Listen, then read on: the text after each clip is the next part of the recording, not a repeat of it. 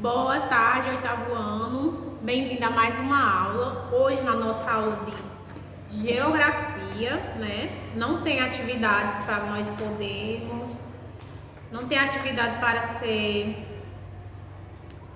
corrigida.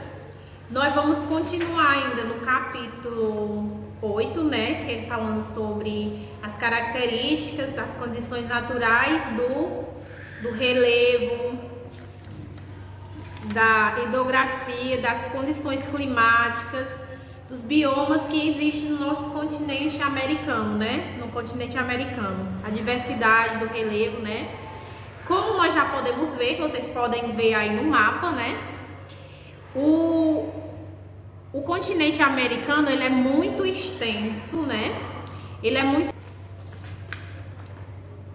é muito extenso e por isso que a diversidade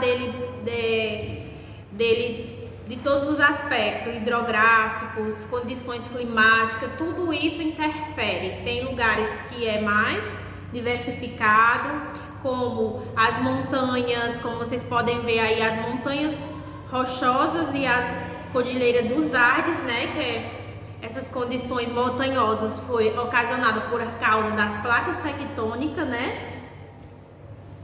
do encontro das placas tectônicas, que é a mais conhecida, as montanhas que vocês podem ver aí do lado marrom, esse mais escuro, que é mais da altitude maior, O relevo, vamos relembrar aqui, o relevo do nosso continente tem as planícies, as depressões. Isso foi ocasionado com o quê? Com diversos agentes, que é o vento, a água, o homem, E os externos, o interno, que é a placa tectônica, E os desdobramentos que ocasionam, os desdobramentos que ocasionam na crosta. Agora nós vamos ver na segunda área, que é a costa leste. Como vocês podem ver aí, vocês podem observar, tem leste, oeste, norte e sul aí na legenda do mapa. Na parte do oeste temos a área banhada pelos oceanos Atlântico e o Oceano Pacífico. Na costa leste é o Oceano Atlântico e na costa oeste o Oceano Pacífico. As planícies e depressões, formações mais recentes pelo continente e o relevo, compõe a terceira área, formada a partir da acumulação de sedimentária rachada por ventos e rios, que são as modificações externas.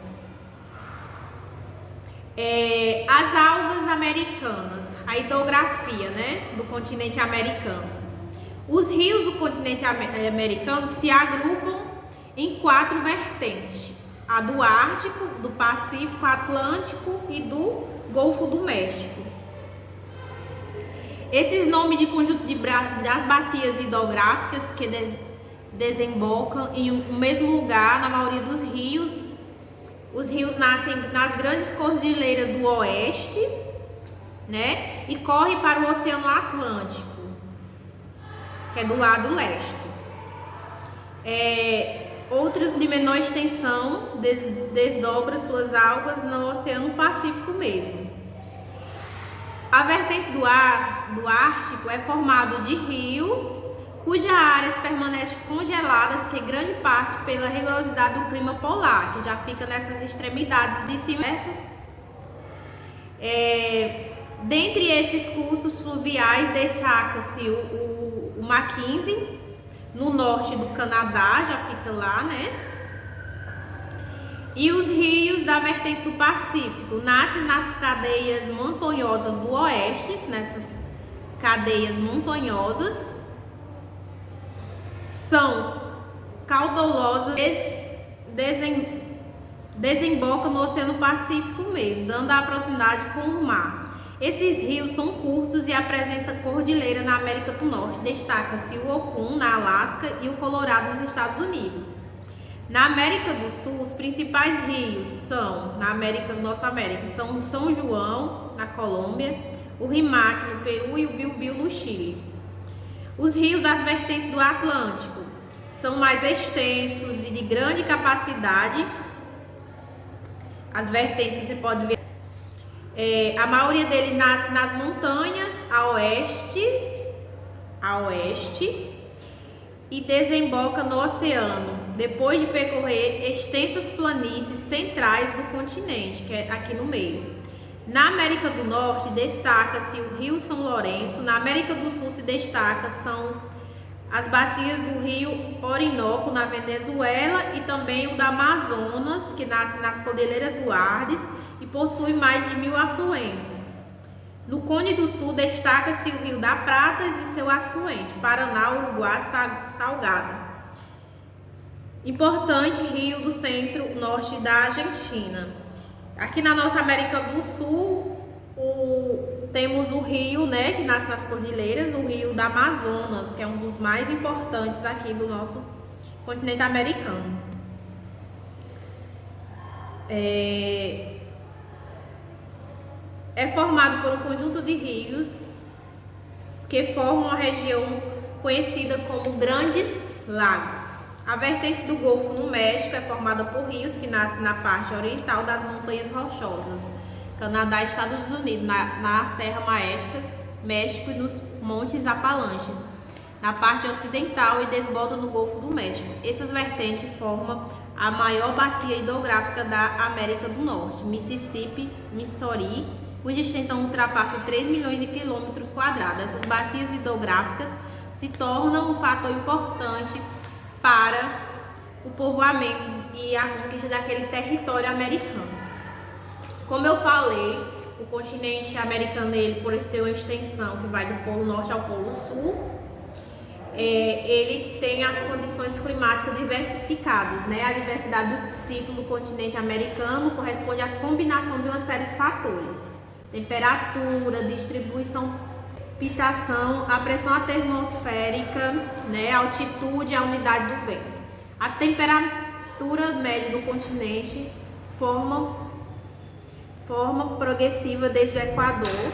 Os raios solares indicam a direção 2 vezes no ano até os polos. Devido à latitude, a América apresenta 3 grandes zonas climáticas: a zona quente, né, que é formada pela zona intertropical, e a zona temperada, nas latitudes médias dos hemisférios, e a zona fria, faixa que estende desde os 60 graus de latitude, norte e sul, até os polos, né?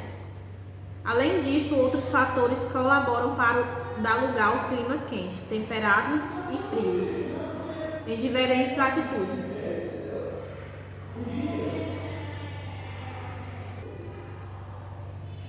Outro fator é a proximidade da condição do clima. A proximidade do mar beneficia as zonas costeiras, pois o oceano atua moderando a temperatura e reduzindo a amplitude térmica, diferença entre a temperatura máxima e mínima dos climas oceânicos. A distância do mar provoca oscilações mais acentuadas na temperatura média anual.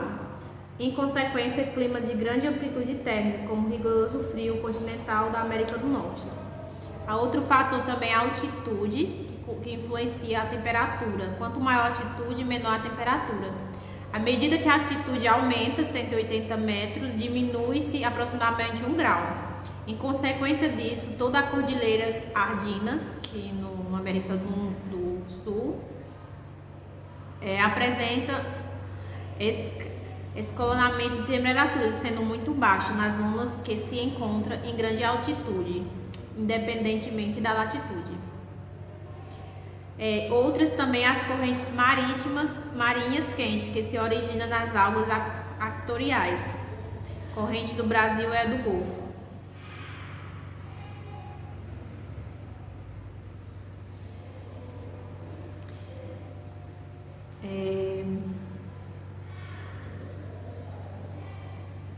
Por outro lado, no resto do continente, realiza-se uma importante troca de massa de ar úmido do Oceano Atlântico, já que os ventos carregados impedem sua passagem. Assim, as precipitações são muito mais abundantes no leste e diminuem progressivamente para o oeste, onde se encontra climas, estações secas e climas semiáridos. Os tipos de clima encontrados na América. Temos o clima desértico, o equatorial, o tropical, o subtropical e o clima das montanhas. Os desérticos, vamos ver, as chuvas vão muito escassas e há uma diferença entre a temperatura do dia e da noite. Na América do Sul destaca-se o grande deserto do Atacama. Na América do Norte, o de Sonora, deserto situado no sul, entre o sudeste do Arizona e da Califórnia. Clima equatorial é característico de áreas próximas à linha do Equador, onde as temperaturas são regulares durante todo o ano, de aproximadamente 25 graus, e as chuvas são abundantes. Clima tropical localiza-se entre o Equador e o Trópico de Câncer e de Capricórnio. Nessas áreas onde prevalece esse tipo de clima, as chuvas se concentram no verão e o inverno é seco. É um clima bastante influência pela unidade dos oceanos. O clima subtropical, o clima de transição entre as áreas temperadas mais frias e as tropicais mais quentes. As precipitações são bem distribuídas durante todo o ano e a temperatura média fica em torno de 18 graus. Clima das montanhas, nas zonas montanhosas, montanhas rochosas na América do Sul e América do Norte e a Cordilheira dos Andes, né, que temos climas montanhosos.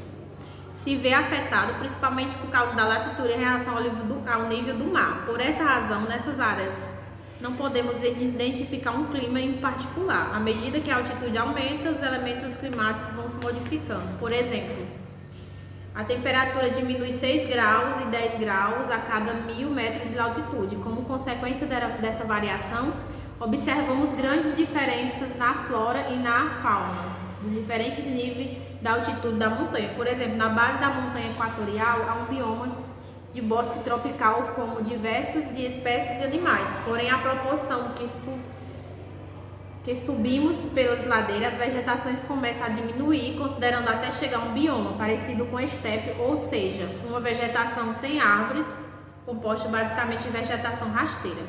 Clima temperado. Apresenta verão quente, inverno muito frio. As 4 estações são bem definidas, como chuvas concentradas na primavera e no verão. Clima frio.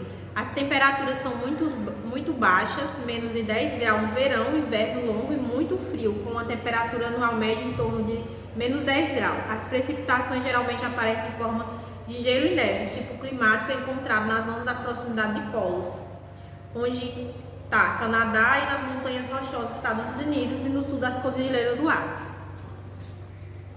Bom, gente, nós vamos ficar até aqui os tipos de climas e as condições climáticas, as algas americanas, né? Nós vamos falar sobre as condições climáticas. Depois nós falando mais sobre os biomas do nosso continente americano. Vai ser essa aqui, a atividade vai ser na página 120 até a questão 7, certo? Resolvo, manda a atividade até a próxima aula.